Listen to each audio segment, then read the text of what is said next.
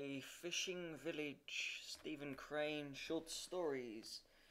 The brook curved down over the rocks, innocent and white, until it faced a little strand of smooth gravel and flat stones. It turned then to the left, and thereafter its guilty current was tinged with the pink of diluted blood. Boulders, standing neck deep in the water, were rimmed with red. They wore bloody collars whose tops marked the supreme instant of some tragic movement of the stream. In the pale green shallows of the bay's edge, the outward flow from the criminal little brook was as eloquently marked as if a long crimson carpet had been laid upon the waters. The scene of carnage was the strand of smooth gravel and flat stones, and the fruit of the carnage was cleaned mackerel. Far to the south, where the slate of the sea and the grey of the sky wove together, could be seen Fastnet Rock, a mere button on the moving, shimmering cloth, while a liner, no larger than a needle, spun a thread of smoke aslant. The gulls swept screaming along the dull line of the other shore of Roaring Water Bay, and near the mouth of the brook circled among the fishing boats that lay at anchor, their brown leathery sails idle and straight. The wheeling, shrieking, tumultuous birds stared with their hideous unblinking eyes to the capers, men from Cape Clear, who prowled to and fro on the decks amid shouts and the creak of the tackle. Shoreward, a little shriveled man, overcome by a profound melancholy, fished hopelessly from the end of the pier.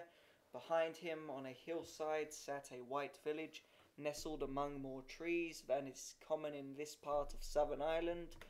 A dingy sculled by a youth in a blue jersey wobbled rapidly past the pierhead and stopped at the foot of the moss-green, dank stone steps, where the waves were making slow but regular leaps to mount higher, and then falling back, gurgling, choking, and waving the long, dark seaweeds. The melancholy fisherman walked over to the top of the steps. The young man was fastening the painter of his boat in an iron ring in the dinghy. Was 3 round baskets heaped high with mackerel. They glittered like masses of new silver coin at times, and then other lights of faint carmine and peacock blue would chase across the sides of the fish in a radiance that was finer than silver. The melancholy fisherman looked at this wealth. He shook his head mournfully. "Ah, now, Danny, this would not be very good kill." The young man snorted indignantly at his fellow townsman. "This will be the best kill, yeah, Mickey. Go along now." The melancholy old man became immersed in deeper gloom. "Sure, I have been in the worst in many a grand day when the fish was running strong in these waters, but there will be no more big kills here, no more, no more." At the last in his voice was only a dismal croak. "Come along out of that now, Mickey," cried the youth impatiently. "Come away with you. All gone now, all gone now." The old man wagged his grey head and standing over the baskets of fishes, groaned as Mordecai groaned for his people. "Tears you would be crying out, Mickey, whatever," said the youth with scorn. He was giving his basket into the hands of 5 incompetent but jovial little boys to carry to waiting donkey cart. "And why should I not?" said the old man sternly. "Me in want." As the youth swung his boat swiftly toward and anchored smack, he made answer in a softer tone. "Sure, if you's got the asking tissue, Mickey, that would niver be in want." The melancholy old man returned to his line, and the only moral in this incident is that the young man is the type that America procures from Ireland, and the old man is one of the home types, bent, pallid, hungry, disheartened, with a vision that magnifies with a microscope glance any fly-wing of misfortune, and heroically and conscientiously invents disasters for the future. Usually the thing that remains to one of this type is a sympathy as quick and acute for others as is his pity for himself. The donkey, with his cartload of gleaming fish, and escorted by the whooping and laughing boys, galloped along the quay and up the street of the village until he was turned off at the gravelly strand. At the point where the colour of the brook was changing, here 20 people of both sexes and all ages were preparing the fish for market. The mackerel, beautiful as fire-etched salvers, first were passed to a long table, around which worked as many women as could have elbow room. Each one could clean a fish with 2 motions of a knife.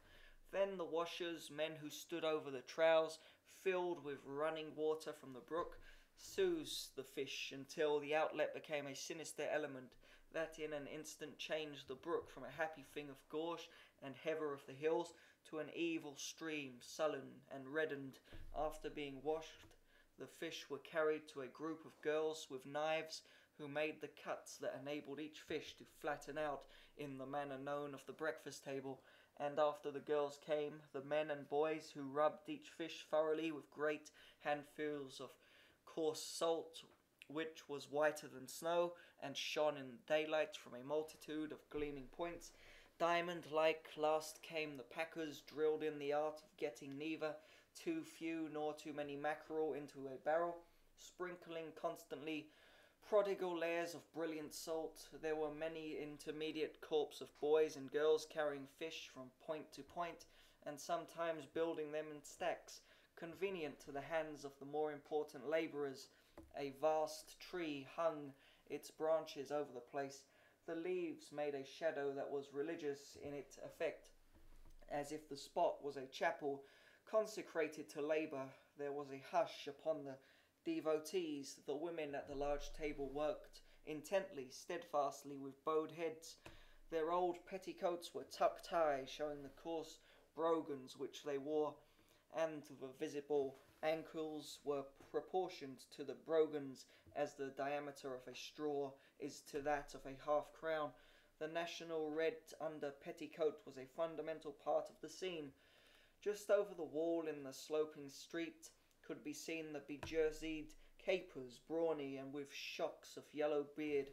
They paced slowly to and fro amid the geese and children. They too spoke little, even to each other. They smoked short pipes in saturnine dignity and silence. It was the fish. They who go with nets upon the reeling sea grow still with the mystery and solemnity of the trade. It was Brittany. The first respectable catch of the year had changed this garrulous Irish hamlet into a hamlet of Brittany. The capers were waiting for high tide. It had seemed for a long time that for the south of Ireland the mackerel had fled in company with potato, but here at any rate was a temporary success, and the occasion was momentous. A strolling caper took his pipe and pointed with the stem out upon the bay. There was little wind, but an ambitious skipper had raised his anchor, and the craft, her stained brown sails idly swinging, was drifting away on the first oily turn of the tide. On the top of the pier the figure of the melancholy old man was portrayed upon the polished water. He was still dangling his line hopelessly. He gazed down into the misty water. Once he stirred and murmured, "Bad luck to them." Otherwise he seemed to remain motionless for hours. One by one the fishing boats floated away. The brook changed its colour, and in the dusk showed a tumble of pearly white among the rocks. A cold night wind, sweeping transversely across the pier, awakened perhaps the rheumatism in the old man's bones. He arose and, mumbling and grumbling, began to wind his line. The waves were lashing the stones. He moved off towards the intense darkness of the village streets. November 19, 1897, Volume 10, p. 13, Westminster Minister Budget.